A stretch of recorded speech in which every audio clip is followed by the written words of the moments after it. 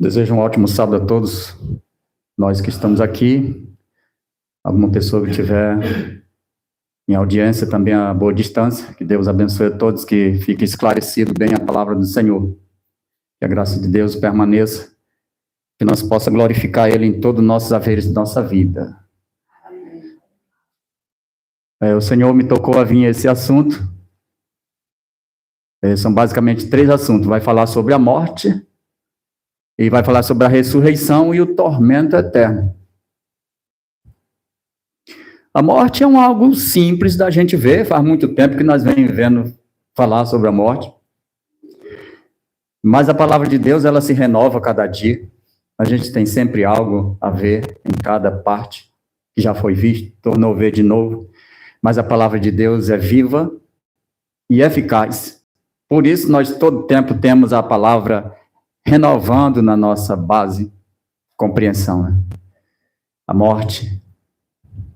Quem que vencer a morte? A morte é algo natural para Deus? O que nós podemos confirmar? Deus tem na sua fonte eterna, tinha o plano da morte? Claramente, a morte é algo totalmente super estranho para Deus. Deus se viu na vez de criar a morte por causa dos seres humanos. Mas a morte, ela é totalmente repugnante diante de Deus. Porque Deus é a fonte de vida eterna. Outra parte diz que Deus é Deus dos vivos e não dos mortos. Lá em Ezequiel, capítulo 18, diz que o Senhor não tem prazer na morte de ninguém. Tem gente que quando a pessoa morreu, diz, porque o Senhor quis a morte, né? Deus não tem prazer na morte de ninguém.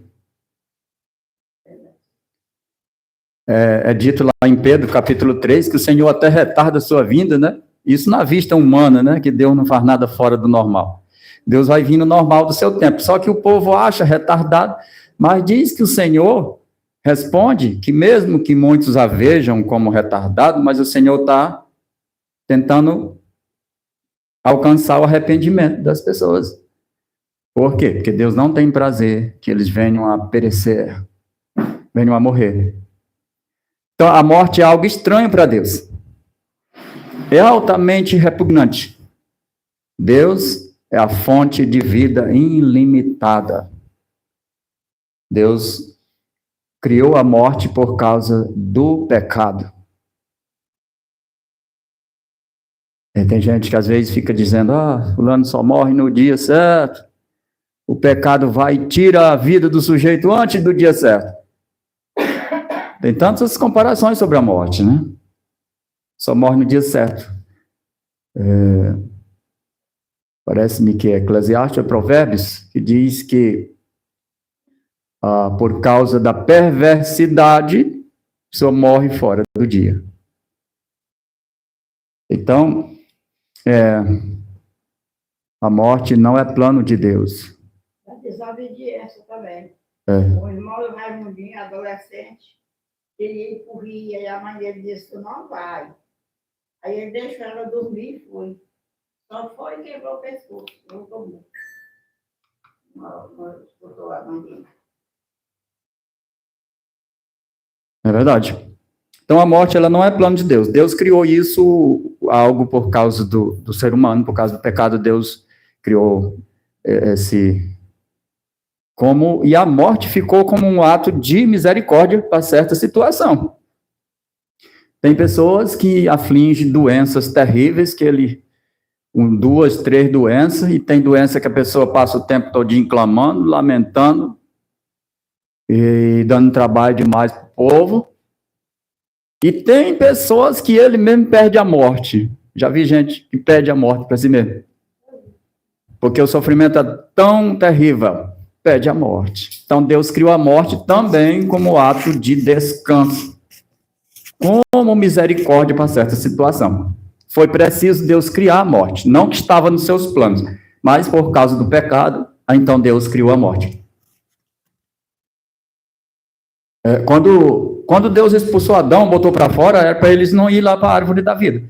E era plano do diabo que Adão e Eva também comessem da outra árvore. E aí ficaria pecadores e imortais. E Deus não tem plano para isso, né? De que os pecadores não venham a morrer. Porque senão ia virar um terror no mundo inteiro, né? Ia ficar como zumbi, coisa terrível. Sem morrer e cheio de doença. Então, Deus ia ficar visto como injusto, né? Ter deixado as pessoas tocarem, né, na árvore da vida, passar a ser imortais, pecadores e altamente sofredores.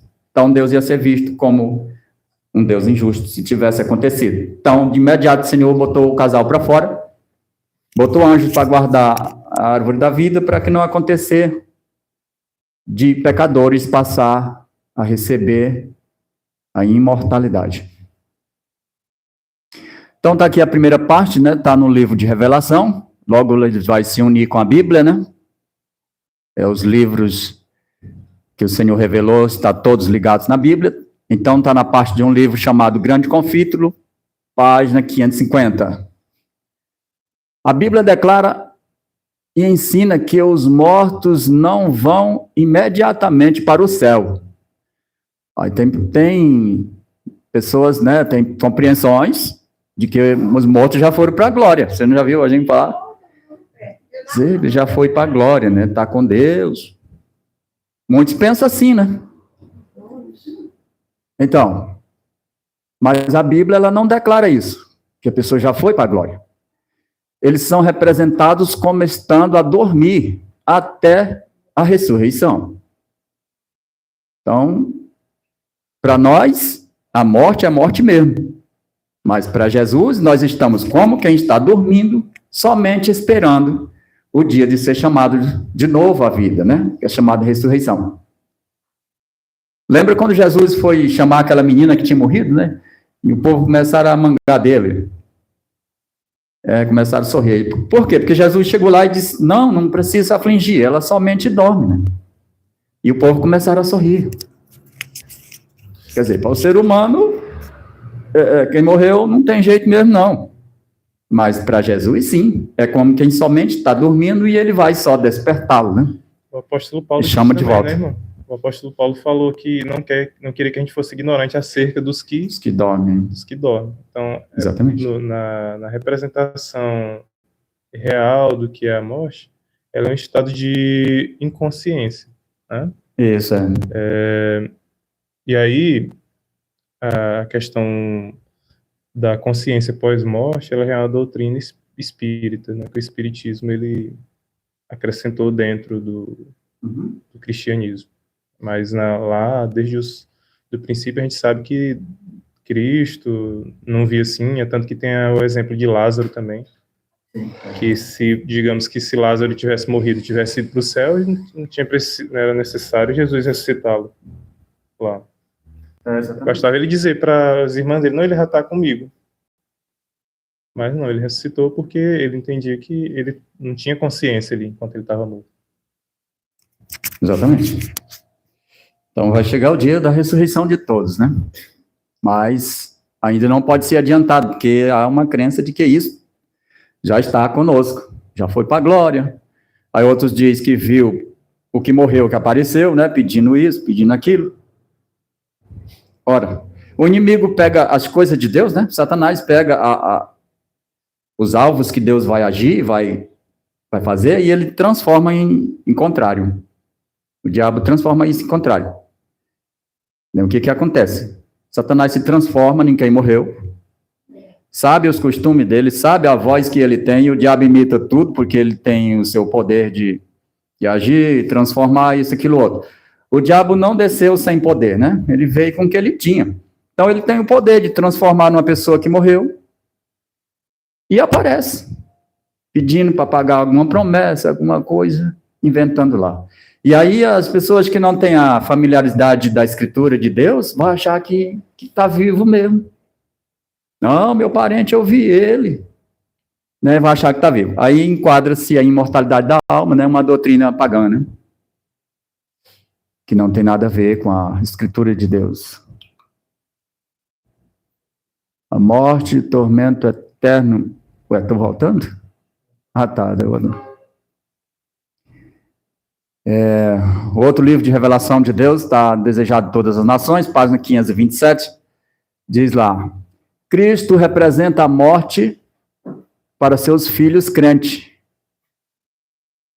Cristo apresenta a morte para seus filhos crentes como um sono. Ele apresenta só como um sono, claramente. Sua vida está escondida com Cristo, em Deus. E até que zoe a derradeira trombeta.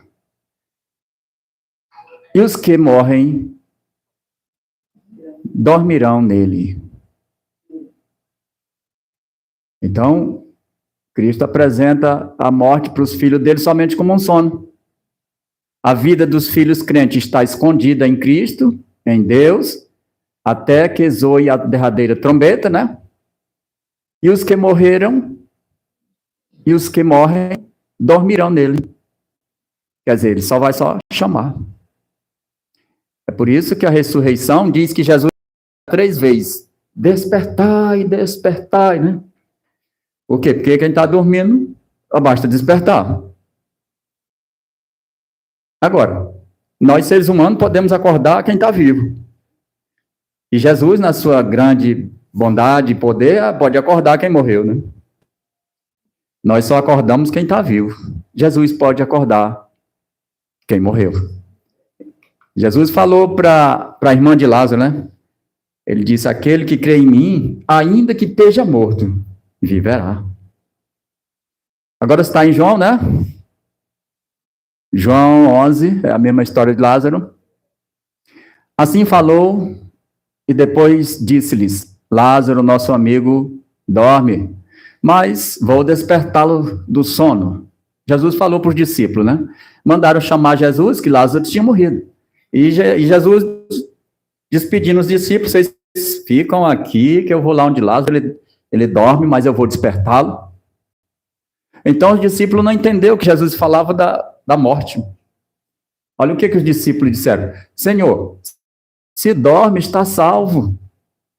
Mas Jesus dizia isto de sua morte. Eles, porém, cuidavam que falava do repouso do sono. Então Jesus lhe disse claramente, Lázaro está morto. Aí ele falou claramente. Viu que eles não estavam entendendo, né? Para o cristão, a morte não é mais que um sono. Momento de silêncio e escuridão. Está aí também no outro livro, Desejado de Todas as Nações, é um livro de revelação também do Senhor, né? Página 787. Para o cristão, a morte não é mais do que um sono. Claro, porque morreu com Jesus, então está na fonte de vida, né? Por isso é que nós temos que nos unir com o Espírito de Cristo, porque quando nós nos unimos ao Espírito de Cristo, nós nos unimos à fonte de vida.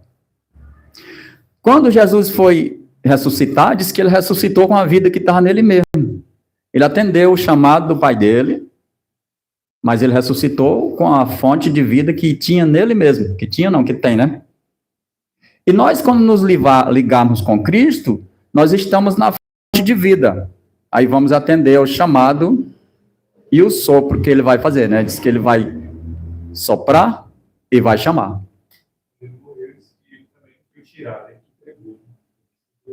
É isso. Pai, nas tuas mãos, né? Entrega o meu espírito.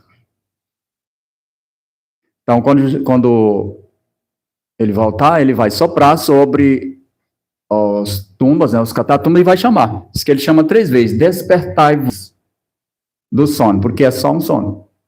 Daniel, capítulo 12, verso 2. Muitos do que dormem no pó da terra ressuscitarão, uns para a vida eterna, outros para vergonha e desprezo eterno. É uma tristeza, né? Então, a terra vai estar naquele movimento, uns cantando de alegria e outros horrorizados de tristeza. Porque o horror, né, o terror vai cair no coração de muitos, porque eles vão ver que realmente profanaram, ridicularizaram sem motivo, né? Aquele que era o dono da vida. E agora chegou o momento deles precisar viver, mas tinham desprezado a fonte de vida. Então, um monte de horror.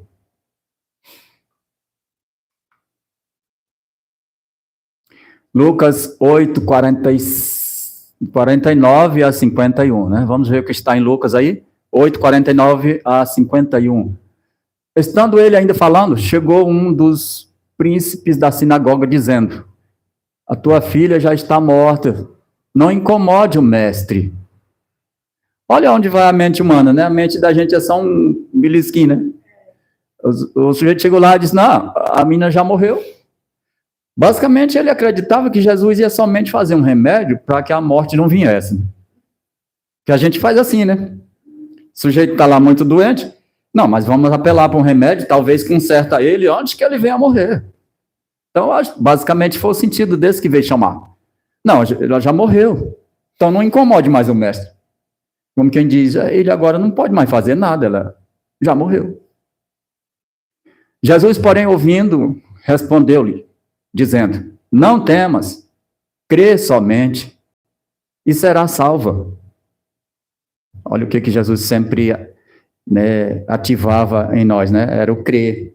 Só, olha, não tenha medo não, basta crer somente, né? E será salva. E entrando em casa, a ninguém deixou entrar, senão somente chamou Pedro, Tiago e João, eram os 3 irmãos que ele sempre chamava. E o pai e a mãe da menina. Chamou somente os pais, os 2 discípulos. Aliás, os 3 discípulos, né? Ele sempre chamava, né, qualquer atividade assim, qualquer invertida, Jesus sempre chamava Pedro, Tiago e João. Chamou os pais da menina e entraram. Todos choravam e a pranteavam. E ele disse: não chores, não está morta, mas dorme. E riam-se dele, sabendo que estava morta. Mas ele, pondo-os todos fora e pegando-lhe na mão, chamou, dizendo: levanta-te, menina. E o seu espírito voltou. E ela logo se levantou. E Jesus mandou que ele desse de comer. E os pais ficaram maravilhados. E ele lhes mandou que a ninguém dissessem o que havia sucedido. Lucas capítulo 8, 52, 56. A alegria maior que pode ter sido. É diferente, né? Hoje os milagres são diferentes. Faz um bota propaganda na rua, né? Outra coisa que vai fazer, vamos na televisão. Hoje está longe de alguém ressuscitar a gente morto, mas a propaganda vai para a rua. E sem se dizer que esses milagres são entre aspas, como diz, né? É algo aí que não é uma coisa tão real assim, né? Eu tenho uma irmã que ela foi operada por um pastor, né? E ele não tinha aparelho nenhum. Lá disse que ele via só ele riscar com o dedo, né? Ele riscou as costas dela e vira o sangue para todo lado nas costas. Ele puxou um negócio lá, tipo uma aranha, um bolinho de carne que estava estragada e botou ali. E ele lá passou a mão e ela ficou como se tivesse boa. Mas depois minha irmã começou a se queixar de novo, sentindo o mesmo mal, né? Então ali eles fazem tipo uma mágica, uma fonte, tipo uma mágica que acontece.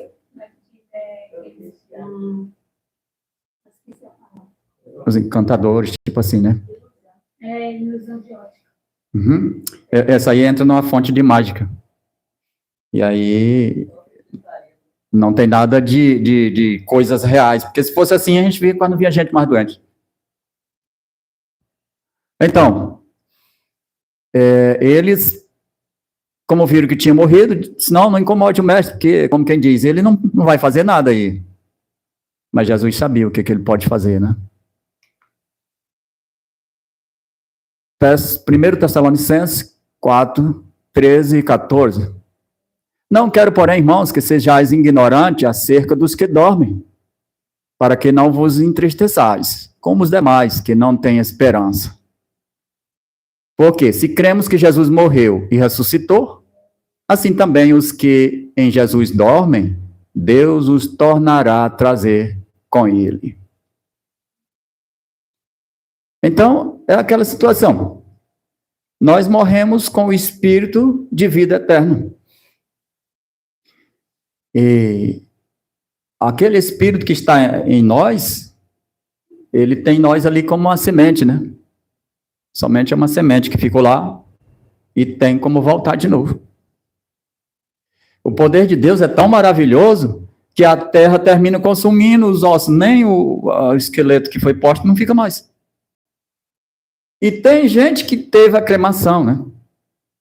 Foi queimado. Tem gente que tem defunto que terminam queimando ele. E aí muitos às vezes ficam imaginando, e como é que o Senhor vai fazer vir da cinza, né? Fazer dar conta, a terra dar conta, o mar Sim, dar conta. ele vai fazer com que a terra germine de volta. É tanto que o Senhor diz, ressurgir. E que é isso? Torna de novo. Ressurgir é torna outra vez.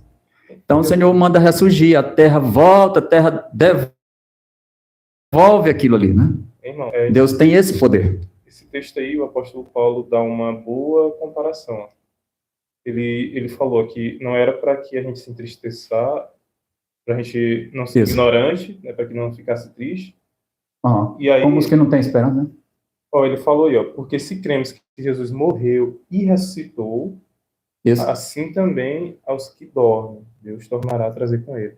Se existisse, no caso, essa alma fora do corpo, qual a necessidade que teria de Cristo ressuscitar? Ele teria morrido ali e ido para o céu já, não é verdade? Como o mundo religioso em si. Como muitos têm essa doutrina, né? Então era para ele morrer, como ele morreu, foi para o céu, não precisava mais ele voltar em carne. Era só ele descer de lá, já que ele estava lá, descer e dizer, olha, foi feito já a questão de todo o processo aí de morte, né? E eu estou por aqui e agora eu vou guiar vocês daqui. Mas não. O apóstolo Paulo deu o exemplo prático aí para a gente entender que só existe vida quando existe corpo junto com sopro. Uma coisa separada da outra não tem como existir vida. Para retornar, tem que soprar de novo para funcionar de novo e chamar para despertar, acordar. Porque para nós é como quem está dormindo, por isso que o Senhor chama lá, ele de despertar. Ou seja, para nós tornar a vida, vai precisar de duas coisas. Primeiro, é o sopro, que foi o primeiro passo que ele deu para a vida, né? Adão só ficou vivo porque ele soprou. E, para quem já está dormindo, no caso, né? Para Deus é dormir, então, aquele que está dormindo só tem um sinal para ele, tem que chamar. Ou chama, ou ele vai ficar dormindo. Então, o Senhor aplica as duas coisas, sopro para que fique vivo, e um vivo escuta chamar para acordar. Então, ele faz as duas coisas, dá vida e chama. Então, os mortos se levantam. Aí tem aquela indagação, que tem pessoas que dizem, mas e os que não têm mais nem ossos? Foi queimado. Mas o Senhor faz com que a terra torne ele de volta. Torna osso de novo, torna pele de novo. O Vale dos Ossos Secos, sinal disso aí, né? Está em Ezequiel, capítulo 37. Está lá dizendo que o Senhor mandou o fôlego e depois eles criaram de novo as juntas, voltaram as suas ligaduras, criaram de novo os rejetos, né? As funções. Voltou músculo de todo, voltou pele, voltou tudo. O Vale dos Ossos Secos é um sinal de que Deus volta tudo. E ele manda que a terra se encarregue de fazer isso, porque foi da terra que foi feito isso. Adão foi formado, foi do pó. E o mesmo pó retorna pela ordem de Deus. Deixa uma pessoa chamar outro de Vale de Ossos Secos. Vai ser uma tristeza, né? É uma briga por certo, uma certa. Então, o Senhor faz com que a terra torne e retorne, volte àquele que foi posto lá. A terra consome e, pela ordem de Deus, a terra repõe de volta.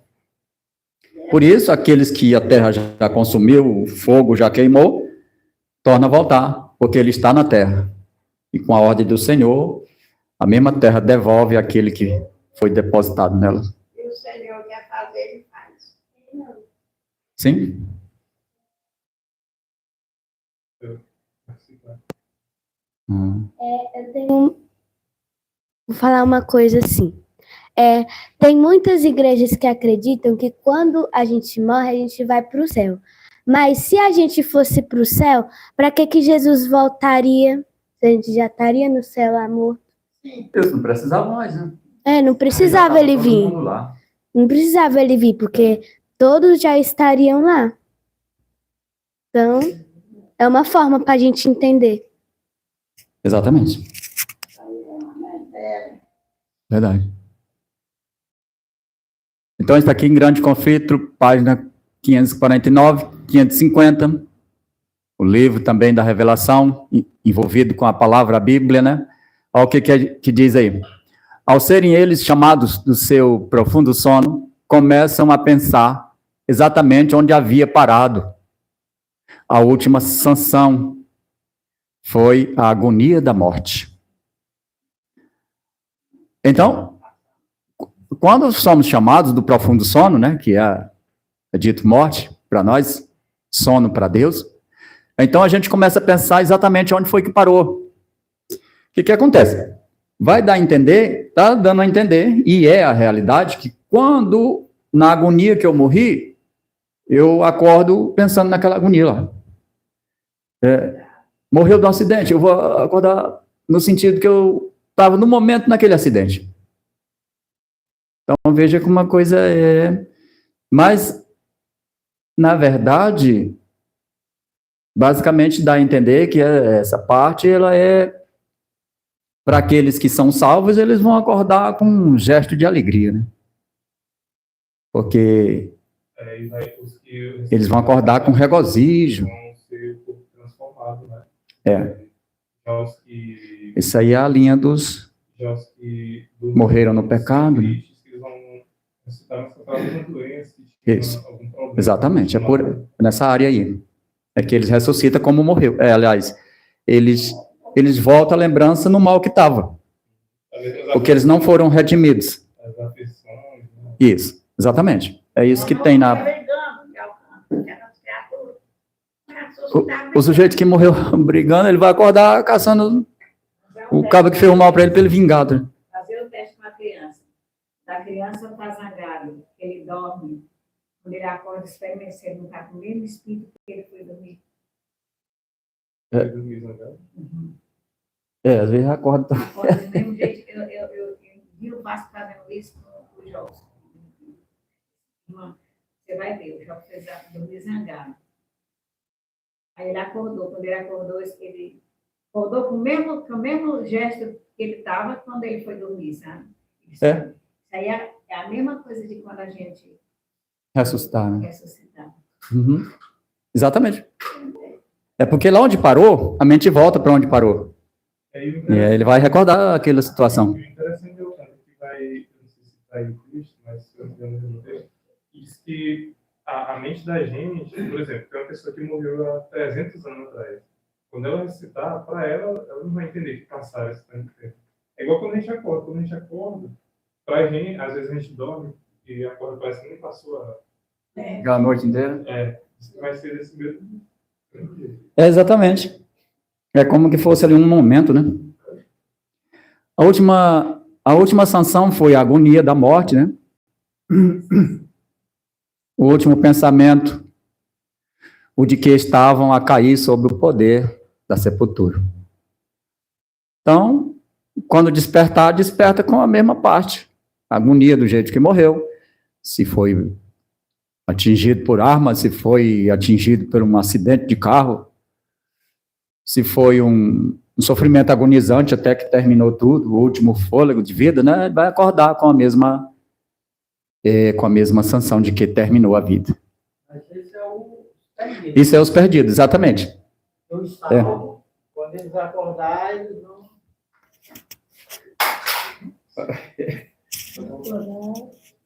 Exatamente. Para os perdidos que ele morreu sem os ser perdidos redimido. que vão acordar com o mesmo espírito de quando morreu, né? Porque tem salvos, tem pessoas salvas que às vezes morreu num acidente, né? Às vezes morreu de alguma tragédia, né?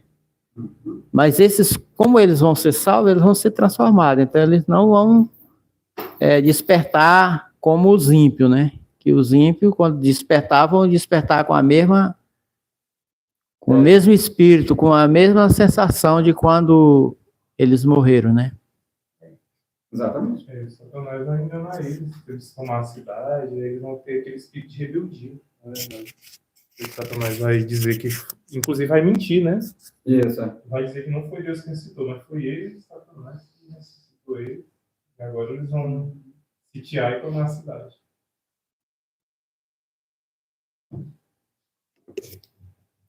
Isso mesmo. Aqueles que morreram com a esperança da glória, da maravilha de Deus, eles vão acordar muito felizes, né? Alegre. E muitos vão dizer, esse era o Deus que nós estávamos esperando. E agora ele nos salvará.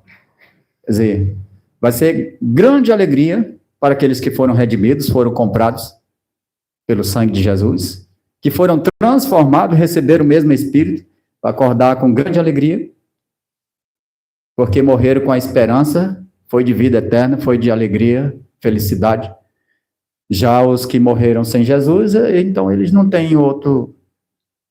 O meio deles é tristeza mesmo, e terror, o que aconteceu até o final, né?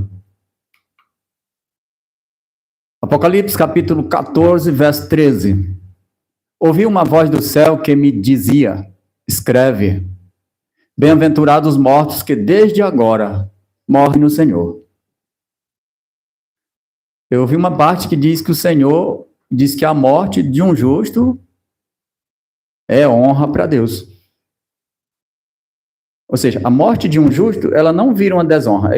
O justo em Cristo, a vida dele é a honra até a hora da morte. Por quê? Porque ele está exaltando o seu Criador. Ele está glorificando, ele está representando para o mundo que existe um Salvador, que existe salvação. Então, aqueles que morreram aprovados por Deus, até mesmo a morte dele é honra para Deus. A gente só acredita numa coisa dessa porque está escrito. Pois é. No mundo tenebroso dele. Sim, diz o Espírito, para que descansem dos seus trabalhos e as suas obras os seguem. Então, depois da morte, o que vai seguir é aquilo que vinha se realizando, são as obras, né? Elas vão acompanhar, somente isso. Nada desse mundo nos acompanha. Somente as obras e a transformação do caráter, que é o Espírito de Cristo que está neles. E será bem-aventurado, porque eles não têm com que te recompensar, mas recompensado te será na ressurreição dos justos. É a parte que está escrito de Lucas, né? Lucas 14, 14. Ou seja, aí tem uma parábola lá, né? Que diz que quando a gente der uma coisa, né, para alguém, ou receber alguma coisa, a gente é bem feliz quando você não tiver, você deu uma coisa boa, e aí o outro não tem com que te recompensar.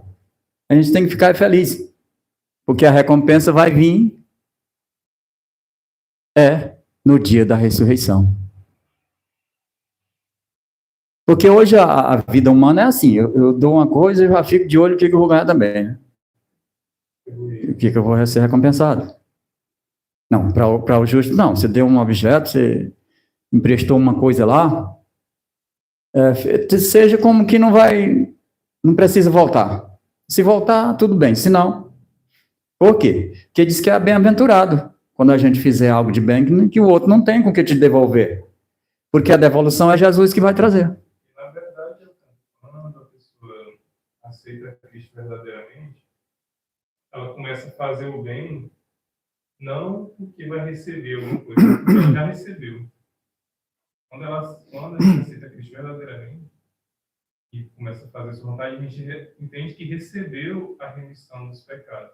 Pelo fato de a gente ter recebido, então a gente vai agora compartilhar o bem. Então é por isso que o justo não pensa em receber nada em troca, porque ele entende que ele já recebeu o bem maior, que é a salvação.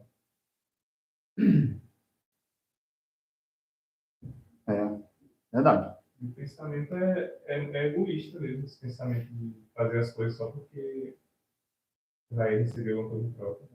Não é o bem feito da maneira certa, não. Na verdade.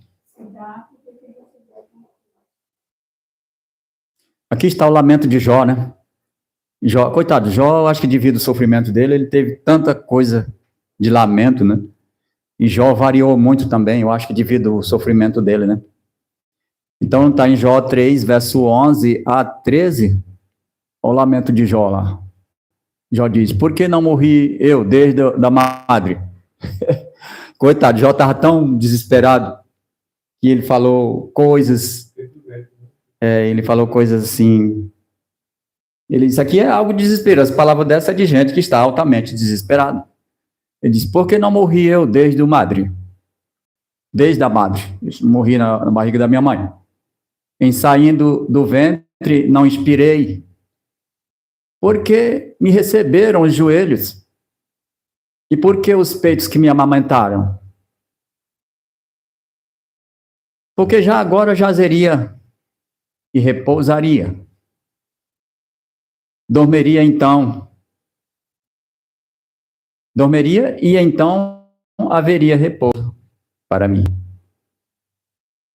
Jó está querendo dizer aí que depois de muito sofrimento, tanta coisa, de duas uma, ou melhor mesmo é não nascer, ou então melhor mesmo é repousar. Então, haveria repouso para mim. Jó estava em grande desespero ali, né? Para ele, era melhor nem ter nascido.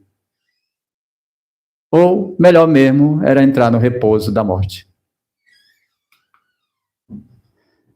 Porém, morto o homem, está em Jó de novo, né? Jó 14, 10 a 12. Porém, morto o homem é consumido.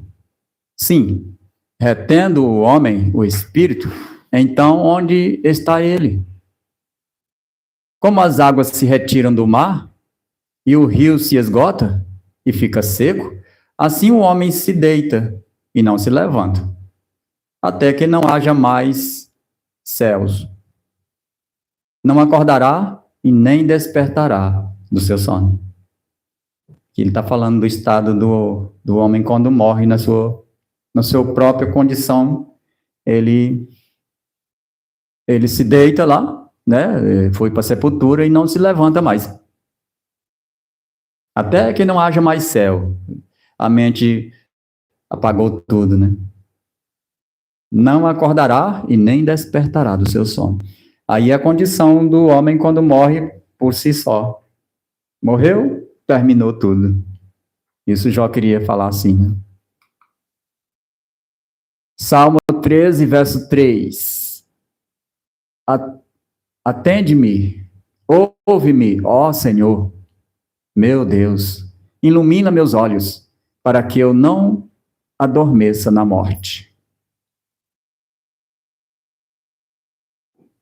Dá para entender, unindo-se essa palavra aí com a morte de Moisés, dá para entender que Deus deseja que nós tenhamos uma saúde tão boa, tão equilibrada, tão completa, que a morte fica como quem adormeceu.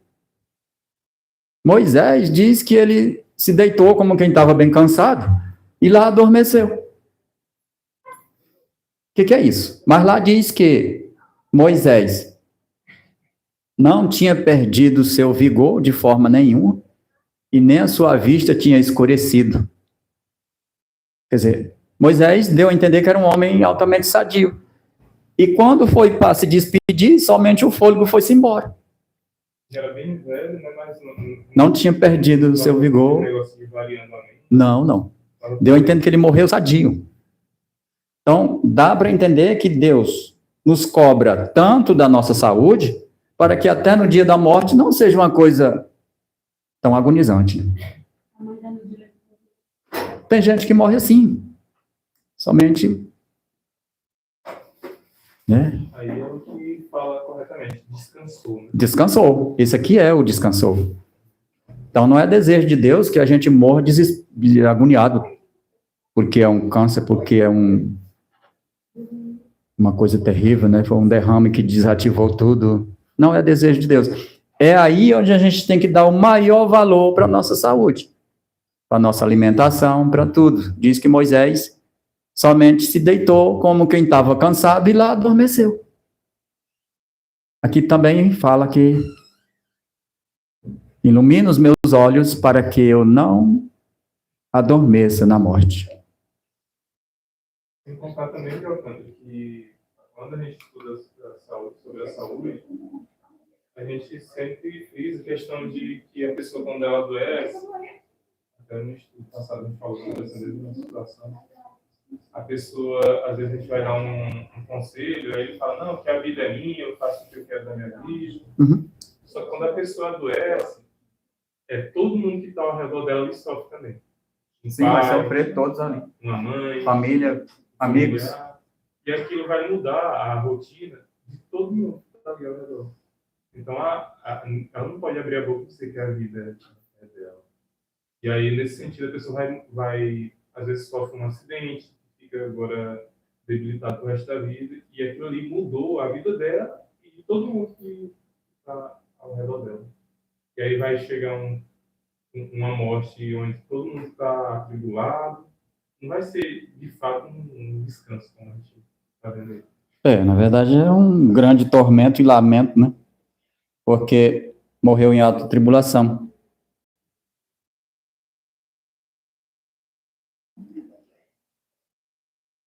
Tormento eterno. Então, aí, ó, também outra parte que muitas pessoas veem diferente, né? Faz um entendimento diferente na questão do tormento eterno. Porque vai achar que esse tormento eterno, né, é um lendário que vem do catolicismo, né, dizendo que a pessoa vai conseguir pagar os pecados porque foi sofrer demais. Mas que compreensão é essa, né? E tinha muita gente que até pagava uma indulgência grande para que na morte não ficasse tão sofrido e poderia ter um lugarzinho no céu também, né? Comprava um terreninho. Existiu isso na história da Inquisição passada, né? Teve um padre que muito negociou isso. Era o padre... O Lutero lutou para limpar essa doutrina pagã, né? Essa doutrina enganosa aí. Tédio era o padre Tetzel. O padre Tetzel disse que era prático em fazer esse negociamento. Lá diz que ele mandava, lá no Grande Conflito, conta a história lá, diz que ele fazia uma colina, né? Como é que a gente chama essa coisa? Tipo um banner, né? Com várias fotos de gente queimando, gente agonizando naquele fogo. E ele botava lá e dizia, olha, aquele que não pagar uma certa quantidade vai sofrer nessa situação aqui. Então, naquilo, eles recardavam, né, dinheiro, as pessoas pagando para não morrer naquela situação. Era o padre Tetzel, ele fez muito isso. Alguns outros. Então, dava aquela pressão psicológica e dava a entender que a salvação é comprado. Não, você compra, dá essa quantia, paga esse dote aqui, tu nem vai sofrer tanto no tormento, espetado de galfo, nem queimando de fogo, e ainda tem teu terreninho lá no céu.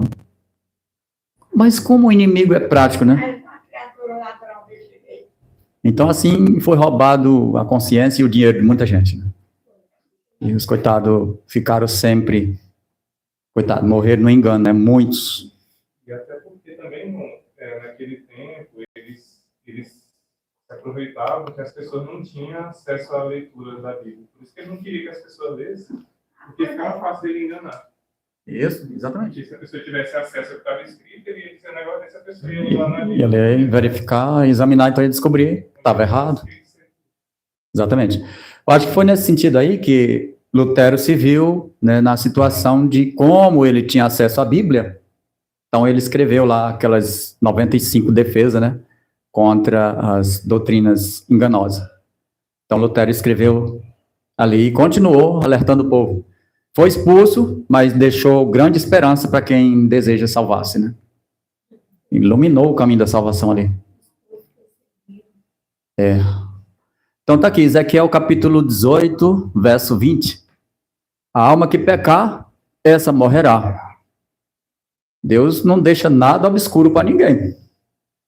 Está tendo pecado, a gente está gostando dele, está se envolvendo, mas fique certo de que a alma que estiver pecando, essa vai morrer. Porque o salário do pecado é a morte. Porque o pecado, ele é algo que destrói, né? O pecado, ele já está mostrando nas próprias ações dele que o sentido do pecado é só destruir. Então, o próprio pecado já está ensinando que ele leva para matar, leva para morrer.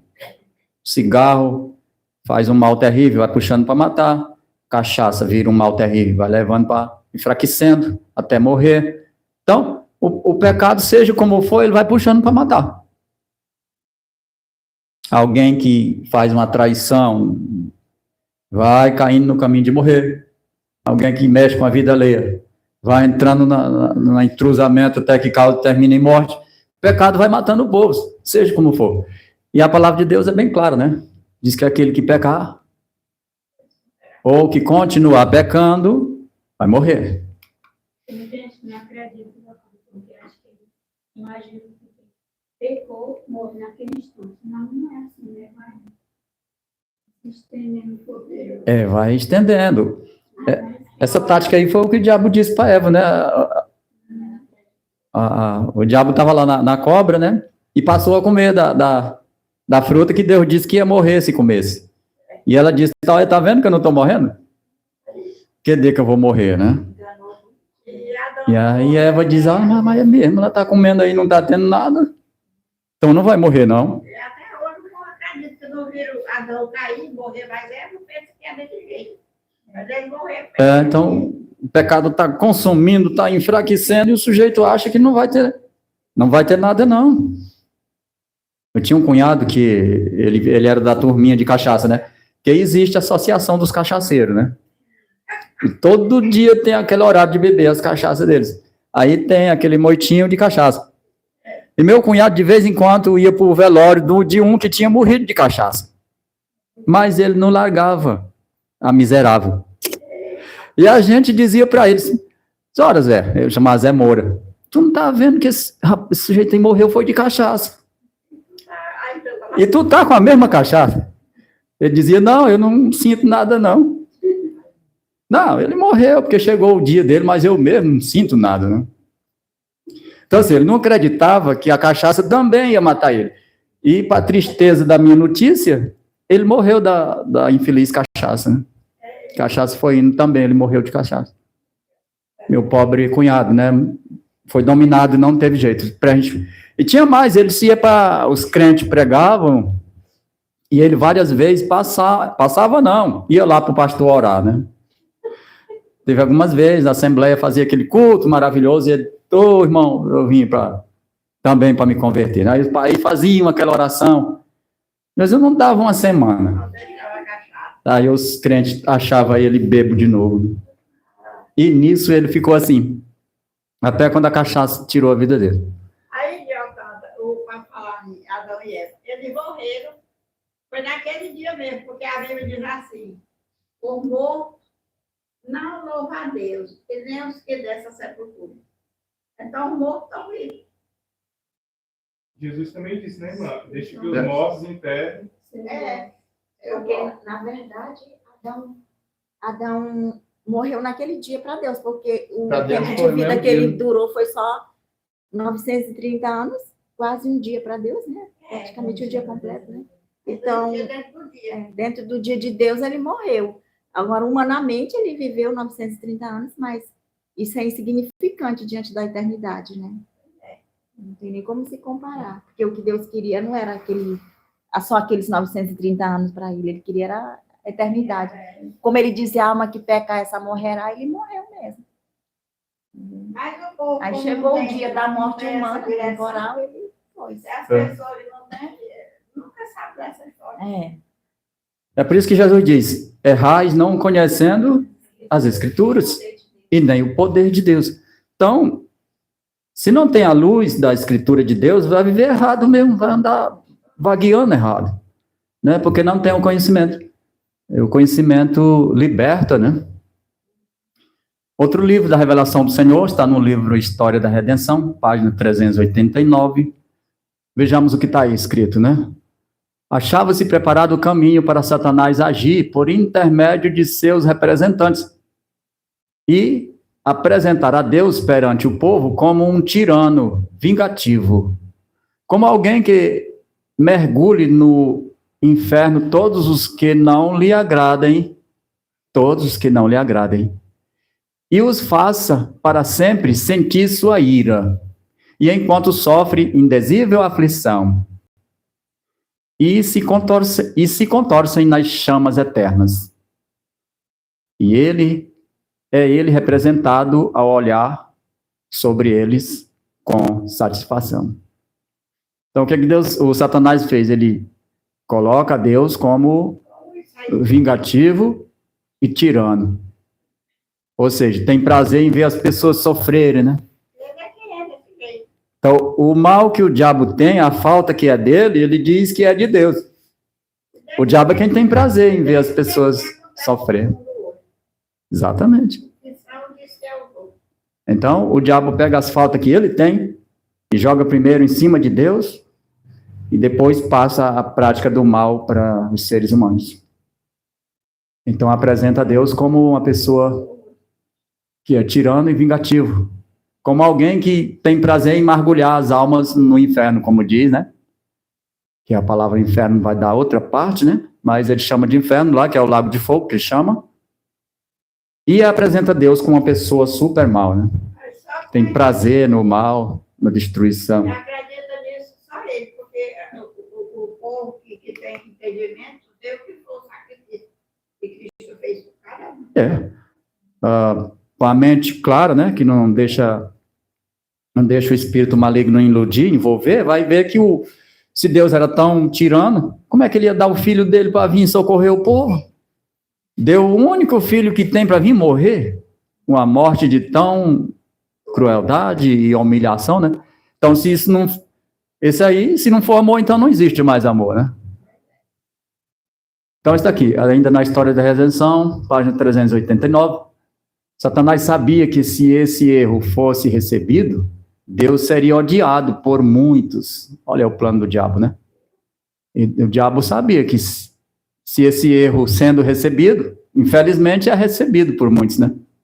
Então, nesse caso, Deus seria odiado por muitos, em vez de amado e adorado. Olha como o diabo faz a contrafação, ele faz bem, né? E como as criaturas já estão adestradas, né, já estão treinadas a receber o mal, receber o engano, facilmente ele passa para muita gente isso aí. Então, nesse caso,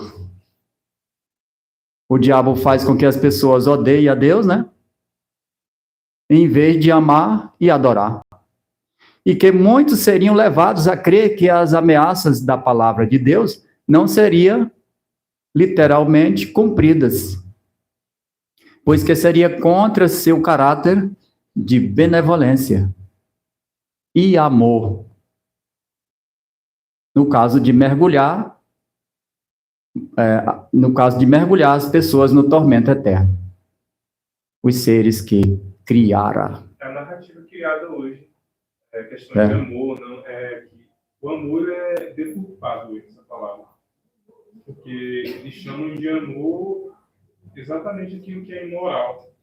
Aí usa muito essa questão, Deus me ama do jeito que eu sou, como se fosse impor o meu comportamento em cima de Deus. Não, então, se Deus me quer, então eu sou desse jeito, pronto. Aí chama de amor. Exatamente. Deus não vai se perder só porque aí entra a questão da ideologia de gênero aqui, né? Não dizer outra coisa. Aí, então Deus me fez assim, eu nasci assim, Deus quer que eu seja assim. Então eu posso me relacionar com alguém do meu mesmo sexo e não tem nadinha. Isso é amor. Se eu amo, é o que importa. E Deus não vai me, na sua benevolência, como está escrito no texto, não vai me mergulhar nos tormentos eternos. Exatamente. É porque tem esse sentido das pessoas dizendo, não, eu sou assim, eu já assim não tem como eu mudar, eu não posso mudar. É porque ele só consegue ver Deus como misericórdia, não como justiça, né? Perceber a realidade. Não, Deus não vai me punir por isso, não. Ele é misericordioso. De fato, Deus é misericordioso. Mas ele também é justiça ao mesmo tempo. Justiça ao mesmo tempo. Exatamente. Então, o diabo, ele coloca uma situação tão terrível nas pessoas e aí depois aplica que ele vai para a mente dos próprios sofredores e aplica como que Deus não é um Deus, como se diz, perfeito, né?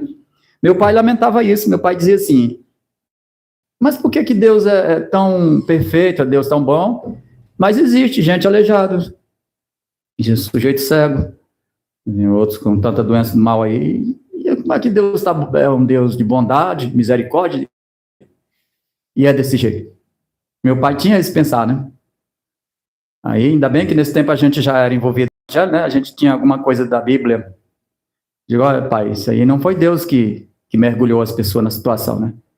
Satanás conseguiu jogar as pessoas dentro de estar contra a palavra de Deus.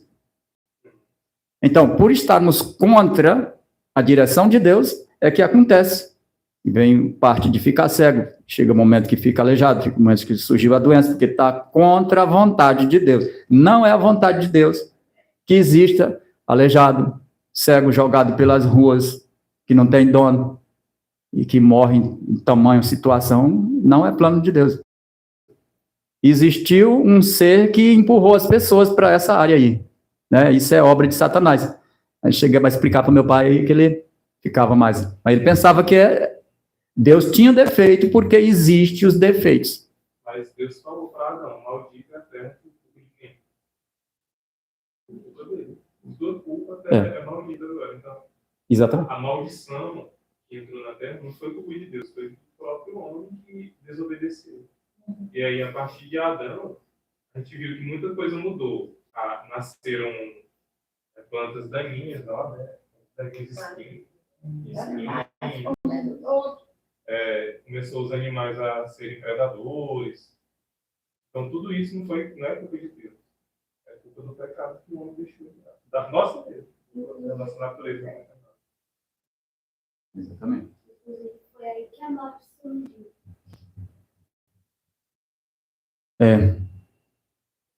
Então, Deus é perfeito, completamente perfeito, eternamente, ilimitadamente.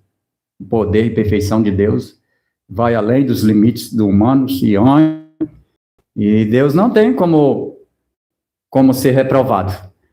A única coisa é que falta luz de compreensão e ver Deus de outra forma. Mas não tem como Deus ser reprovado, porque Ele é totalmente perfeito. Tudo que precisamos é a sua Sagrada Escritura, para iluminar tudo. Mas sobre os pobres, ele ficou para ver quem é que tem coragem de ajudar. Sim, as riquezas foram dadas para isso. As riquezas foram dadas e muitas pessoas que têm seus recursos não imaginam que Deus vai cobrar o que Ele deu. Como é que Ele vai cobrar? Ele vai cobrar porque Ele deu, foi para repartir. Foi para socorrer, foi para ajudar. E muitos ajuntam para si só. Então Deus vai cobrar. Quando morre, só leva um pouco, se os outros quiserem. Então Deus vai cobrar. Então está aí, no outra história, outro livro da redenção, História da Redenção, né? que também é uma profecia de Deus, é uma revelação de Deus, está aí na página 389 do livro História da Redenção. Diz assim: outro extremo que Satanás tem levado ao povo a adotar consiste em não tomarem em nenhuma consideração a justiça de Deus e as ameaças de sua palavra, e representá-lo como sendo todo misericórdia, de modo que ninguém perecerá, mas que todos, tanto santos como pecadores, serão finalmente salvos em seu reino. Então, o outro extremo que o diabo levou, né? Consiste em não tomarem em consideração a justiça de Deus. Ou seja, o diabo levou o povo a não buscar a consideração de que Deus é misericórdia, Deus é de compaixão, de amor, mas é de justiça. De que a justiça de Deus é de ameaça de sua palavra e representá-lo como sendo todo misericórdia, de modo que ninguém perecerá. É o que nós estávamos falando agora, né? Ou seja, as pessoas juntam os males que têm, os maus costumes, e dizem, não, Deus é tão misericordioso que nós nem vamos se perder. Se Deus mandou a pessoa fazer uma coisa daquele jeito, a pessoa não fez, desobedeceu, como é que ele quer ser perdoado? Então eles unem que tudo, tanto santos como pecadores, serão finalmente salvos em seu reino. Meu pai pensava assim, né? Não, Deus é de amor tão grande, tão misericordioso, que ele vai salvar o Satanás com todo mundo mal, né? Meu pai pensava assim. Diz, não, pai, Deus é amor, é misericórdia, mas é justiça. Mas ele não quer ser salvo. Ele tem uma regra. Ele não chega e ele não anda. Ele não quer andar por ela. Deus tem, exatamente, Deus tem uma regra que, dentro do fundamento dessa regra, ele põe lá uma condição. Se, ou seja, aquele que crê e for batizado, será salvo. Mas esse salvo tem tanta coisa para envolver na vida dele, né? Ele tem que ter, primeiramente, ter sobre si o valor dos mandamentos de Deus, a prática e fielmente o testemunho e representando e mostrando que Jesus está nele, né? Jesus vive nele. Então, nessa condição, assim, será salvo. Ainda a História da Redenção, página 389. Em consequência dos erros populares da imortalidade da alma e do interminável estado de misérias, Satanás tira vantagem de outra classe e os leva a considerar a Bíblia como um livro não inspirado. Olha o outro lado que o diabo joga lá. Não, essa Bíblia aí é que nem qualquer outro livro. Já vi muita gente dizer a Bíblia é igual um outro livro. Foi o homem que fez, então ele é igual a qualquer outro livro. Então o diabo leva para outro extremo. O primeiro extremo, Deus é altamente misericórdia, cheio de compaixão, vai juntar santo com pecador com tudo e vai salvar.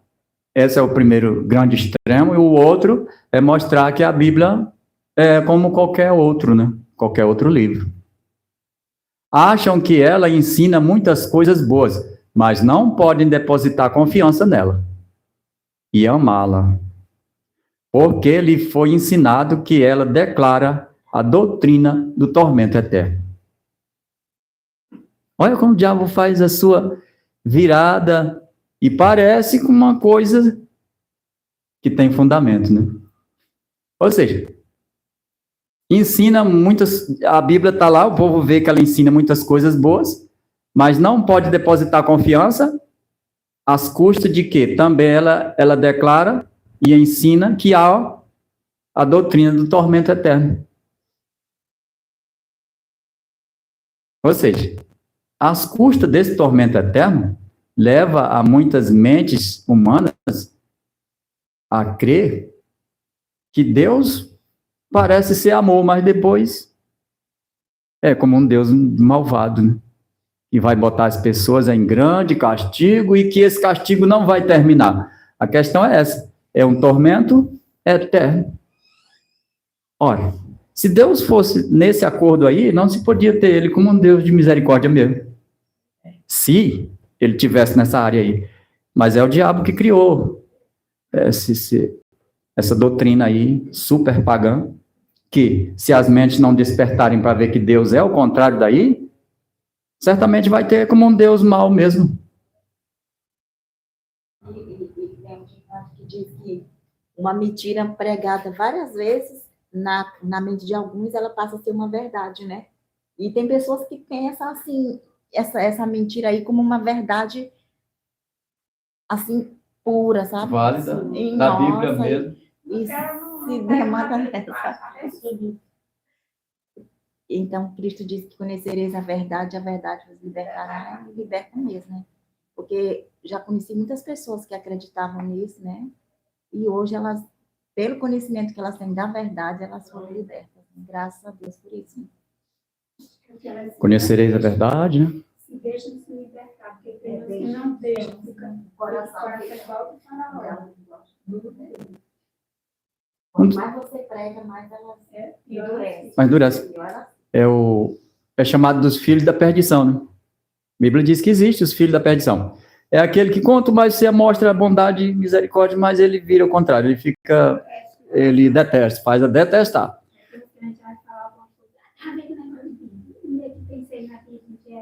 Ainda diz que a nossa Bíblia é diferente da Bíblia de todo mundo. Pois é. Então, aqui é algo totalmente diferente do caráter de Deus, porque diz que Deus amou o mundo de tal maneira, o amor foi tão grande, que ele deu o único filho que tinha, para vir morrer por causa da nossa salvação, para nos socorrer. Então, dá para entender que aqui não bate com o caráter de Deus. A maneira que não tem limite. E é um dos versos, um dos mais conhecidos, que é João 3,16, um dos mais conhecidos. O outro verso 17 diz que Jesus não veio ao mundo para condenar o mundo, mas para que o mundo fosse salvo por ele. O verso 17 diz isso, né? Diz que Jesus não veio para condenar o mundo, mas para que o mundo fosse salvo por ele. Então, o desejo de Deus não é que haja uma condenação. O desejo de Deus é que todos busquem a salvação. Agora, como tem muitos que preferem não se salvar, então o Senhor lança sobre ele o resultado dele não se salvar. Aí ele vai para o juízo. Deus dá lá a declaração, ó, você não quis se salvar não? Então está aqui tua declaração, tu não vai ser salvo por causa disso, de mais isso. Está aqui a tua declaração que tu não vai salvar. Porque Deus é justo, mas o Senhor não desejaria julgar o mundo, ele desejaria salvar o mundo. Ele vai julgar porque as pessoas não querem se salvar. Ele chega a Deus de dizer uma coisa dessa, mas é com grande tristeza. Como alguém fez tudo, e na verdade ele fez para salvar uma vida, e não quis aceitar, né? Muitas mulheres não queriam aceitar.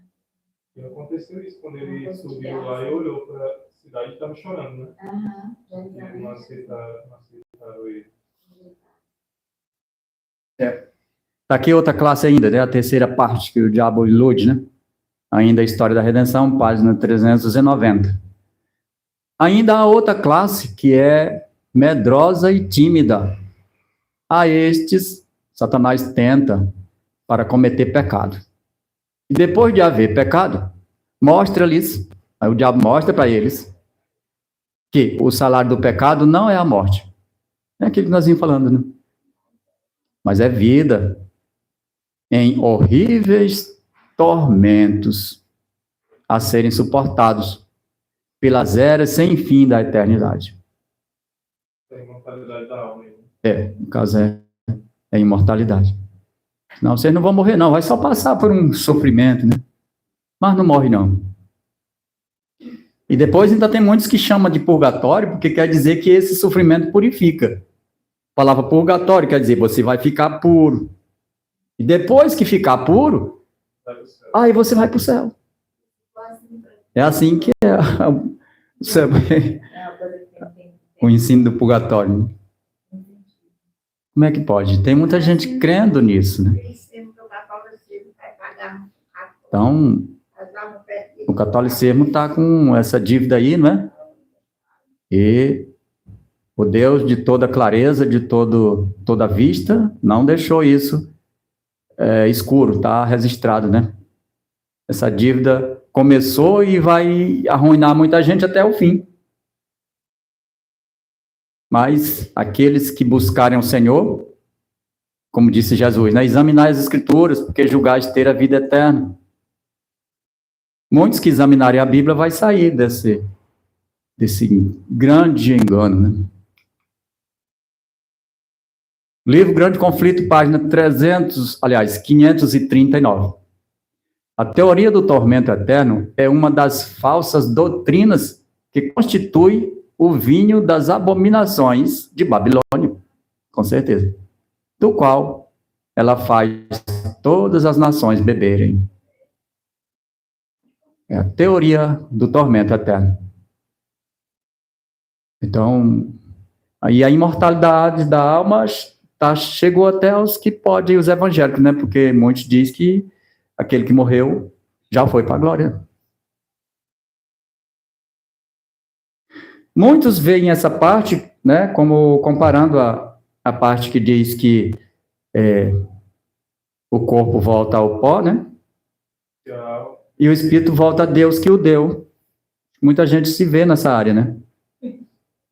Olha, o corpo vai para o pó, mas o espírito volta para Deus que o deu. Só que na situação, muita gente não entende o que é espírito. É aí onde eles ficam neutralizados, não entendem realmente o que é espírito. O que é espírito? Espírito é a mente da gente que funciona. Não é nada mais do que isso. Espírito é a mente que funciona. E tudo que funcionou na nossa mente, Deus faz um registro e tem consigo. Ou seja, morreu, então Deus recebe o registro de tudo que passou dele e guarda com ele. Para no dia de juízo, ele devolve o registro. Então, espíritos são palavras, são pensamentos, são atividades, são ações, né? É por isso que por que o Espírito Santo é o mesmo Jesus? É porque é a função da mente dele mesmo. É tudo que ele é capaz. É ele mesmo que é santo. Então, o Espírito que é dele, que está nele, é ele mesmo. Espírito da personalidade da humanidade. Isso, exatamente. Espírito é somente o algo da nossa própria mente. Quero até abrir aqui na parte onde fala de espírito, né?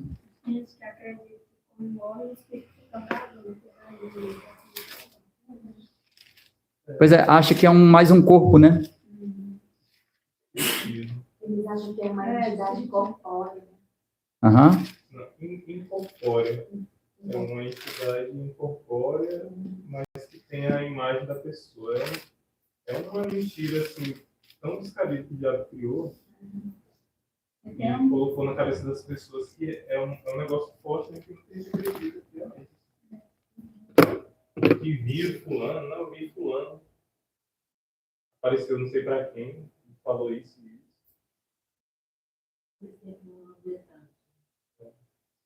Aquela planta até um desenho, agora não conheço. Até um desenho não vi, aí eu saí. A almazinha. É mesmo. É o espiritismo. Colocado também no desenho. Aqui está, né? Tem Salmo 50, verso 10. Salmo 51, verso 10 diz: renova o espírito correto dentro de mim.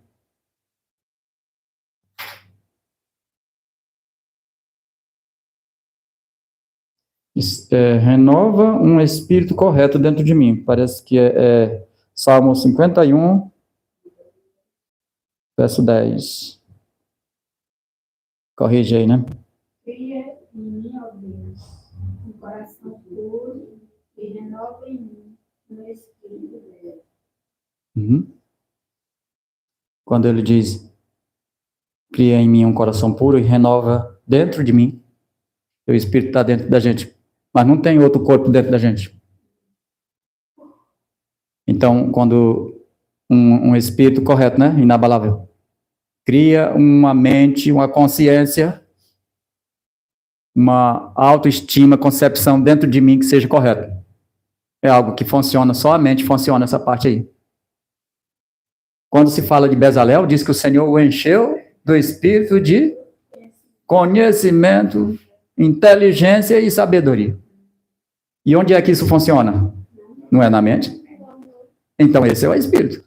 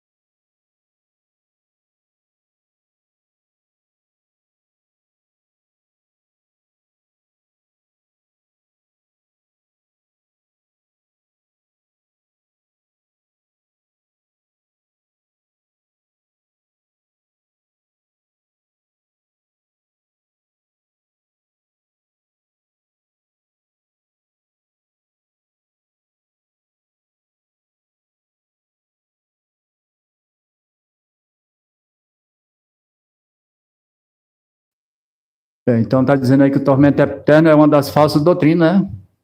Que constitui com certeza o vinho de Babilônia. Então Babilônia tem vários vinhos. Um é o tormento eterno, o outro é que existe uma trindade. Né? São várias partes que são a doutrina lá de Babilônia, que está envolvido tanto nos incrédulos como os que se chamam evangélicos, né? As pessoas confundem que a parte real é evangélica. A parte real não é porque é evangélico, né? A parte real é porque é cristão. Lucas 12, 47 e 48. E o servo que soube a vontade do seu senhor, e não se aprontou, nem fez conforme a sua vontade, será castigado com muitos açoites. Mas o que não soube e fez coisas dignas de açoite, mas o que não soube e fez coisas dignas de açoites, com poucos açoites, será castigado. E a qualquer que muito for dado, muito lhe pedirá. E ao que muito se lhe confiou, muito mais se lhe pedirá. Então, assim, Deus vai cobrando de acordo. Existe castigo? Existe. Mas não esse aí que é mostrado nessa condição, né? De que esses castigos é um tormento eterno e que é a troco desses castigos que os pecados vão ser purificados. Porque a doutrina do purgatório é que depois de muito castigo, os pecados são retirados. Achei que aí fala assim. O açoite de quem sabe é dobrado do que não sabe. Do que não sabe. Exatamente. Agora, Deus tem castigo também? Deus tem. Só que é diferente do que é ensinado no tormento eterno ou no purgatório. Castigo de Deus é com amor, com dedicação, e não mostrando que ele é a expiação de sangue. O castigo que Deus traz é com uma prova para que nós busque dele, né, a renovação, busque dele a fidelidade de procedimento, né? Busque dele o poder para cumprir suas palavras. Essas são provas que Deus dá, né? Lá em Apocalipse o Senhor diz: eis que repreendo e disciplino a quanto amo. O Senhor dá uma disciplina para nós. Mas ele não mostra que aquela disciplina é que vai purificar nossa alma. Ele está mostrando que nós temos que buscar a viver a sua palavra para que o Espírito dele possa estar em nós. Depois que Davi pediu, né? Queria estar na mão dele, porque é um de misericórdia. É porque o castigo do homem é sem misericórdia. É porque o Senhor falou para Davi, né? O que é que tu vai querer? É a espada? É a fome, a desolação? Ou é cair na mão dos humanos? Aí Davi disse, não, Senhor, eu quero por tudo cair nas tuas mãos, porque o Senhor tem misericórdia. Então, aquele servo que soube a vontade do seu Senhor e não se preparou, conforme a sua vontade, será castigado com muitos açoites. Se for uma pessoa... Ele conheceu, mas ele não, se ele... não se preparou. Aí, como muito foi dado para ele, muito vai ser cobrado. E com muitos açoites. Exatamente. Para ele ter vivido que ele recebeu o conhecimento. Não deu valor, né? Mas o que não soube fez coisas dignas de açoite, com poucos açoites será castigado. É tanto que ele é menos cobrado. E a qualquer que muito lhe foi dado, muito se lhe pedirá. E ao que muito se lhe confiou, muito mais se lhe pedirá. Então, Deus distribui, né, os nossos deveres de acordo com a luz que nós temos. Nós não seremos cobrados daquilo que eu não sabia, né? Isso mostra que Deus é totalmente justo. Ai de ti, Corazim. Aqui está em Mateus, né? Mateus 11, 21 e 22. O Senhor está dando um ai aí para essas duas cidades. São três, né? Ai de ti, Corazim. Ai de ti, Betsaida. Porque se em Tiro e em Sidom se tivesse operado os milagres que em vós se fizeram, há muitos que elas se teriam arrependido, com pano de saco e cinza. Então o Senhor está dando um alerta aí que naquela cidade que foi operado tanta bondade, tantos milagres, e eles não deram valor. E essa cidade aqui de Tiro e Sidom deu a entender que era uma cidade também de pouco crédito de Deus, né? Mas se lá tivesse feito tanto de milagre que foi feito na cidade de Corazim e Betsaida, então eles teriam se arrependido. Aquele povo de Nínive, que Jonas ficou com medo de ir para lá, é porque eles eram um povo malvado, eram guerreiros valentes. E Jonas ficou imaginando que se ele fosse para lá, ele ia morrer. Ou então, não adiantava pregar que eles nunca iam se arrepender. E ele se enganou total. Quando chegou lá, que fez o trabalho, que avisou o que é que ia acontecer, o plano que o Senhor tinha para a cidade de Nínive, então eles se arrependeram. Por isso que a gente nunca pode medir os outros, julgar as pessoas. Eu acho que ninguém... Jonas, como viu que eles eram um povo valente, né, e tal, aí demais, Senhor, você vai escapar um povo desse? Vai salvar um pessoal tão malvado desse tipo aí? Isso aí não merece salvar, não. Você vê a natureza, né? Ele ainda precisava renovar ainda. Ainda tinha que se converter. O próprio Jonas. Senhor fez nascer aquela de abóbora, né? Nasceu uma ramada lá para dar sombra aí. Para dar sombra e ao mesmo tempo fez morrer para ele ver. Mas tem casos também de maior crueldade, que no caso aí é cruel, né? Os olhos de Jonas. Eles eram guerreiros valentes. E aí Deus salvou. Mas aquelas lá que caiu os muros, na história diz que eles eram tão perversos que na história fala que alguns historiadores dizem que Israel fez um favor para o mundo, eliminando Aquela nação. Ele disse que era coisa horrível que eles faziam lá. Era questão de assar, igual o Hamas faz aqui. Isso? Sacrificava no fogo, né? Crianças e promiscuidade, coisas sexuais. No braço das... Com criança, era coisa muito nojenta que eles faziam lá. Aí, por isso que os historiadores dizem que foi feito por um favor. Para o mundo, eles eliminando. Exatamente. Eu vi uma resposta até do pastor Arilton Oliveira, né, respondendo isso aí. que um homem lá dizendo, era até um advogado, o homem advogado fez a pergunta, disse, como é que Deus é o Deus de misericórdia, de tanto amor, mas ele ordenava matar as pessoas, né? Matava nações inteiras. O advogado fez a pergunta no auditório lá do Aurito Oliveira. Aí ele respondeu que muitos gênios, né, de pessoas era tão corrupto, era tão obscuro e mal no meio do povo, que as outras nações viam um favor quando Deus tirava eles. Exatamente o que o irmão falou. Quer dizer, tirar aquelas criaturas era limpar o mal que não tinha mais quem tolerava.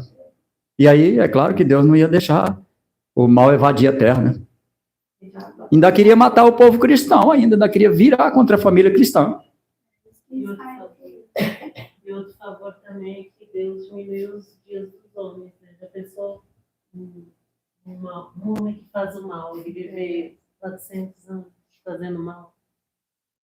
Aquele ditador chinês, lá, o Mao Tse Tung, foi ocasionou a morte de milhões. Diz que ele se deitava com crianças, visando que ele poderia se rejuvenescer. Aí já pensou uma mentalidade dessa sendo compartilhada com outras pessoas e sendo colocado como regra, e esse homem vivendo, como a Fabi disse aí, 300, 400 anos. O mal que ele causaria às pessoas. Exatamente. Falar nisso, até lembrei de uma parte que é muito triste também a história, né? Deuteronômio capítulo 22, lá fala do glutão. Diz que o glutão, o Senhor mandava eliminar eles. Ele, o glutão. Por quê? Porque diz que o glutão, ele não tinha equilíbrio mental para função nenhuma.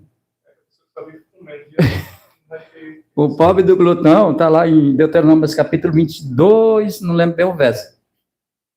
Lá, uma família lá levou o menino para apresentar para os anciãos da cidade, que eles faziam isso, né? Quando ia ter um acontecimento, ele levava para os anciãos e sacerdotes. Os juízes da época, né? Aí diz que lá dizia assim, olha, nós trouxemos esse filho nosso aqui, porque ele é um menino respondão, quanto mais, né? Ou pessoa teimoso, que não tem quem dê conta, e além disso é glutão. Aí levaram a questão para os anciãos, os sacerdotes, aí foram buscar o Senhor, o que faria, né? E agora, Senhor? O Senhor diz, não, tem que ser pedrejado. Porque a família do glutão não serve para nada. Eles não podiam dar nada para eles desenvolverem, que é como se fosse gente bêbada. A mente está lá sem ter um domínio normal da situação. É por isso que existe a temperança, para que a gente tenha o Espírito de Deus sobre nós. E não viver num desequilíbrio. A profeta chama de embriaguez. A guludice, ela coloca como pecado da embriaguez. Então, assim, aquele tipo de coisas que não ia glorificar a Deus de forma nenhuma, então o Senhor tirava eles. Então, tinha nações que, além de eles serem uma maldição para todos os redores, ainda queria matar o povo de Deus, ainda queria tirar a adoração de Deus, tirando a família cristã. Então, o Senhor, com certeza, botava fora eles. E, com certeza, Deus deu muitos conselhos, né? E, como foi Faraó, lá foi tanto conselho que Moisés deu, ele não quis. O próprio Satanás, antes dele se rebelar, foi muito conselho que foi dado. Moço, não faz assim, não faz por onde, não faz por onde. E mesmo assim a pessoa continua no seu ímpeto de fazer o que é errado, chega um momento que a mão de Deus vai pesar. 21 e 19. Hã? 21 e 19. Rapaz, já deu 11 horas, é rapidinho, hein? Deixa eu ver só uma parte aqui que fala do...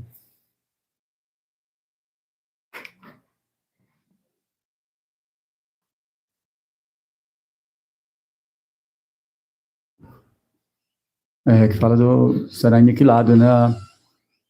Aqui tem o outro lado da ressurreição. Mas nós já terminamos o nosso tempo, né? Já é 11 horas, tá chegando 11 horas, falta 2 minutos. É o 21. Aí fala que o pai e a mão. Aqui tá falando, eu acho que na outra versão fala glutão, né, Tião? Aqui tá falando assim, ó. Se alguém tiver um filho rebelde, contumaz e indócil, que não aprende a obedecer ao pai e à mãe, e não dá ouvidos aos bons conselhos, mesmo quando corrigem e disciplinam, o pai e a mãe o conduzirão até aos anciãos e líderes da sua comunidade, à porta da cidade, e denunciarão as autoridades da cidade. Este, nosso filho, é por demais teimoso e rebelde, não nos obedece, é devasso e vive embriagado.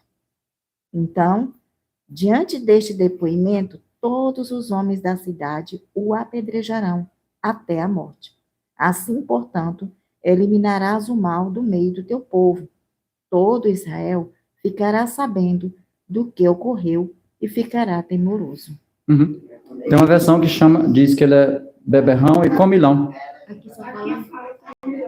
Aí fala comilão, né? Comilão e beber.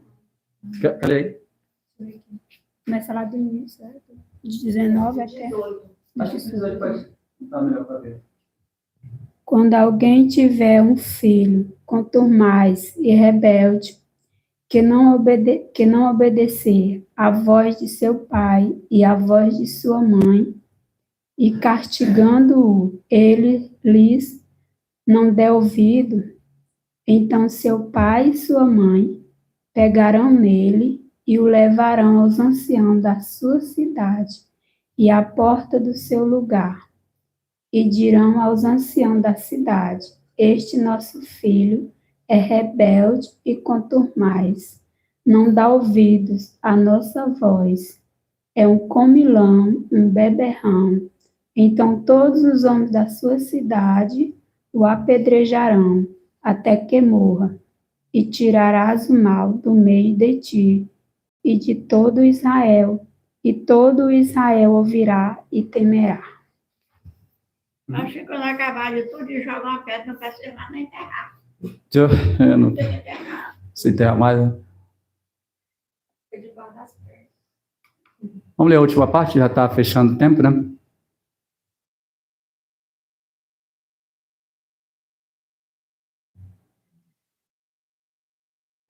Que fala de Sodoma, né?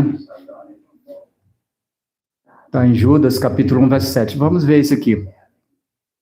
Assim como Sodoma e Gomorra e as cidades circunvizinhas, que havendo se entregue à fornicação, como aqueles,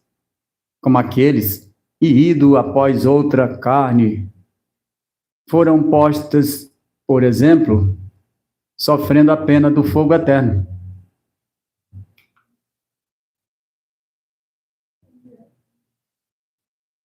Então, vamos terminar aqui. Mateus 25, 41, 43. Então dirá também aos que estiverem à sua esquerda, que o Senhor vai dizer, né? Essas pessoas: apartai-vos de mim, malditos, para o fogo eterno, preparado para o diabo e os seus anjos. Porque tive fome e não me deste de comer. Tive sede, não me deste de beber. Sendo estrangeiro, não me recolheste. Estando nu, não me vestiste. E enfermo e na prisão, não me visitaste. Então, haverá uma classe de pessoas que vai se julgar que estava bem com Jesus, mas estava com esse tanto de falta aí. Aí o Senhor vai dizer: não, pode se separar daí. Ele chama de malditos, vai dizer para aqueles que estão à sua esquerda. Veja bem que o lado da esquerda nunca vai bem, né? Ele diz aqui: apartai-vos de mim, malditos, para o fogo eterno, preparado para o diabo e seus anjos. Agora, o que a gente vê na situação é que vai ter gente que confunde o fogo. Né? Com certeza, esses que aplicavam o purgatório, tormento eterno, ia colocar para o fogo mesmo no final de tudo. Porém, eles não ensinam que a destruição do fogo é em função diferente. Esse fogo eterno aqui, ele é um fogo que vai consumir e vai terminar. Lá o purgatório diz que o fogo nunca se acaba. Você vai ficar sofrendo a vida toda, o tempo todo. Porque tem aquela palavra que diz lá, dia e noite, nunca se apagará. É Apocalipse. Só que aí... E o verme não morre, né? Diz que nem o verme morre e nem o fogo apaga. Está lá Apocalipse. Quando Quando você vai estudar a Bíblia, tem que ser preceito sobre preceito. Aí vai ver só esse texto, pronto, aqui, ó, tá aqui. Tá aqui, esse fogo não vai terminar, né? Aí não leu o contexto. O resumo da explicação. O que acontece? Lá no Apocalipse, o que é revelado daquele fogo, aonde nem o verme morre, nem o fogo apaga, é que está dizendo que o fogo vai fazer o trabalho completo daquilo que ele vai queimar. Ou seja, se eu tiver uma lenha com o tamanho de 1 metro, o fogo só termina o fogo quando ele passar pelo 1 metro. Assim é o fogo eterno. Enquanto tiver pedaço de gente para queimar, o fogo está aceso para queimar. Só que a criatura vai terminar. Terminou o corpo de consumir, então o fogo acaba. Sem contar, que fogo só queima matéria. Se fosse uma coisa que fosse uma alma fora da matéria, como é que o fogo ia queimar? Já que não tem matéria, né? Vai ter uma alma imaterial. Como é que queima uma coisa imaterial? Por exemplo, a mente da gente, o fogo não queima. O fogo queima, é ossos, é músculo, é carne, é o que está em matéria para queimar. Na realidade, quando se fala de um fogo eterno, lá está mostrando o resultado que o fogo deixou. Vai ficar uma cinza eterna. Diz que os santos pisarão na cinza, né, dos que foram queimados. E eis que a planta dos pés dos santos pisarão as cinzas dos que foram consumidos. Está lá em Malaquias, né? Parece que entre o capítulo 3 ou 4. Lá diz que a planta dos pés dos santos pisarão a cinza dos que foram consumidos. É no 4 de Malaquias, né? Então, o que acontece? Quando fala de fogo eterno, está mostrando do resultado do fogo que é para a eternidade. Ou seja, foram consumidos para sempre. Existiu uma cinza para sempre. Ainda, né? O resultado lá no local lá. Sim, de Sodoma, ainda hoje está, né? Ele chama de Mar Morto, né? Virou poço de sal. Qualquer lugar feio, mas foi onde o fogo consumiu lá. Então, o fogo eterno chamado no Apocalipse ele está mostrando o resultado que o fogo fez. É um resultado eterno. Foi uma consumação eterna. Mas não que ele ficou aceso. Ele só está aceso enquanto o verme não terminou. Por isso que chama de nem onde o fogo não acaba, nem onde o verme não morre, e nem o fogo acaba. Ou seja, enquanto tem gente gritando para terminar de queimar, o fogo está queimando. Terminou de queimar? Então o fogo apaga. Tem pessoas que... E o resultado é eterno. Tem pessoas que acham que Sim, vai morrer, depois ser queimado. Quem morreu, vai ser queimado. Imagina que já vai queimar. E a cidade de Santo não vai descer dessa terra. Sim. Tem que purificar ela para ele descer, né? E como é que vai misturar o santo com fogo? Não tem como. Até a mente da pessoa tem que ela mesma analisar que não tem como misturar a santidade Com gente queimando no fogo. Ué, fica uma coisa horrível. Então, o fogo já vem para limpar o mal do pecador. Outra coisa que eu estava pensando, na rebeldia, a gente acha que é a dureza do pai fazer isso, né? Mas você pensando bem, lutar com um filho rebelde, chegar ao ponto de matar o pai. O que você acha que se o pai tivesse teve aquela habilidade para fazer um serviço com ele não era melhor? Porque, gente, nós é porque não luta com gente que é ruim demais, sabe? Na verdade, vamos deixar uma coisa clara. Não significa que glutões de hoje já vai ser apedrejado. Isso foi um exemplo que ficou no passado. Só que Deus está querendo mostrar que o pecado da glutonaria, se ele não for socorrido, não for um arrependido e redimido, aquele pecado gera morte. Pois é, mas... Vai terminar morrendo. Como é? Beberrão. A glutonaria. Beberrão e o comilão, né? Comilão. O glutão e o embriagado. Mas cada uma coisa. É o glutão, o comilão e a rebeldia. Não é isso aí, não. A rebeldia não conta com comer nem nada. A rebeldia é separada. Rebeldia é separada. Rebeldia é aquela pessoa que não ouve o pai por nada nessa vida, faz tudo o que ele quer, sabe? E só faz coisa errada. Não faz uma coisa certa. Isso é que eu considero rebeldia. agora eu não sei se... Certo. Mas está tudo na mesma. Essa área está na mesma. Uma pessoa que ele é glutão, a mente dele não tem capacidade para ver o que é normal e o que é justo. Se for possível, ele pisa o conceito do pai dele, porque a mente dele não está capaz de... A profeta chama de embriaguez. É por isso que o glutão era botado fora, porque ele não ia servir para nada. Você vai dar um carro para um bêbado dirigir, né? Para matar os outros. Você vai dar um escritório para o sujeito assumir um cargo, uma coisa de demanda, não dá certo, porque ele tem a mente descontrolada. Então o Senhor dizia que essa pessoa, nem ele tem um bom proveito, os filhos também vai ter atrapalhado.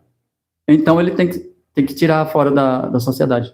E a Bíblia diz que o apóstolo Paulo escreveu lá, olha, eu oro que vocês tenham o mesmo parecer, o mesmo pensamento. Então, como é que tem o mesmo pensamento no meio do povo de Deus, como Judas, por exemplo? Jesus pregava, e está escrito, né? Jesus pregava. Quando Jesus virava as costas, ele ficava cochichando nos ouvidos dos outros lá. Está assim, contaminando os outros. Aí como é que vive em comunhão numa situação como essa? Não tem como. Aí essa pessoa tem que ser tirada dali.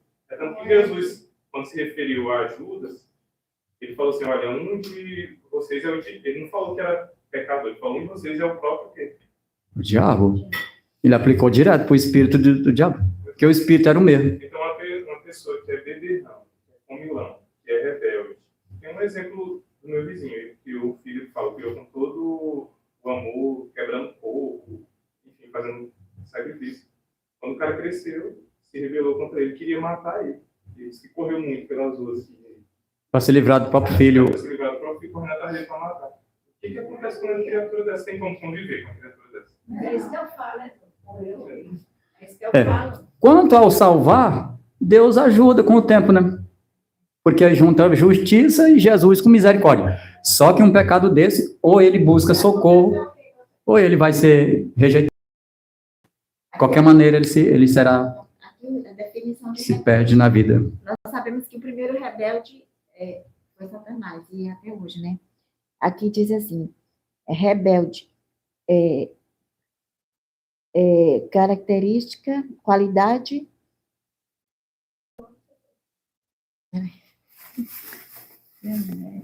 Tem Deus aqui, né? Esqueci.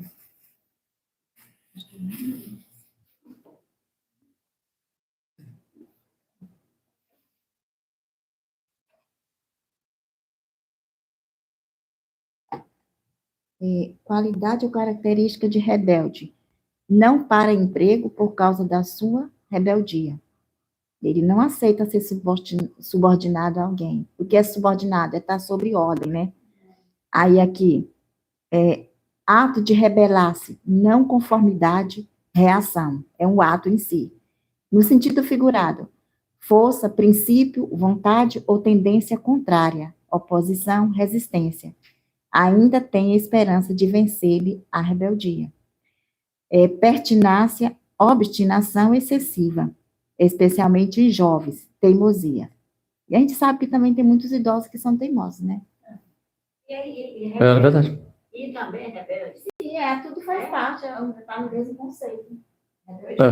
O rebelde é aquele mal entendido, que nunca busca a razão das coisas e ele chuta tudo. Ele é o certo e os outros acham errado. Ou seja, dá a entender que a mente dessa criatura não é normal. Ele Errado é só quem tem alterações mentais. Ele não é errado. Ele consegue ver Então vamos sua pecaminosidade. Vamos agradecer a Deus. Também, uma psicóloga, ela disse que um filho que não obedece o pai e a mãe, ele vai ter problema com esta vida dele. Tá? Ele não, no serviço, ele não fica em serviço. Porque ele não obedece o pai. Ele não vai submeter a ninguém.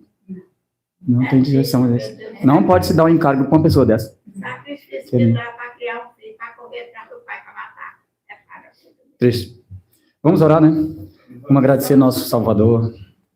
Ele não morreu.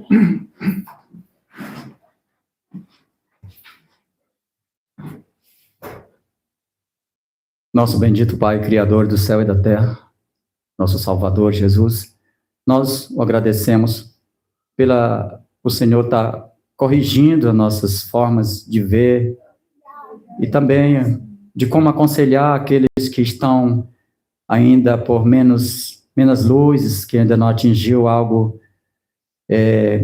necessário para a caminhada. Aqueles que nos ajude a nós passar para aqueles que têm menos luz, e que a tua graça, teu amor possa ficar bem entendido naqueles que ouviram essa palavra, se tiver de certa distância, de qualquer situação, que o Senhor abençoe a nós e a eles. E assim possamos ter uma mente totalmente voltada para a grandiosa luz da tua escritura, da tua palavra, para nós estar sempre no melhor caminho. Nos conduz em paz, nos ajude a santificar essas horas que está seguindo do teu santo sábado. Que seja para a tua honra e tua glória. Por teu nome, nosso Salvador Jesus, nosso Deus, para todos sempre. Amém. Amém.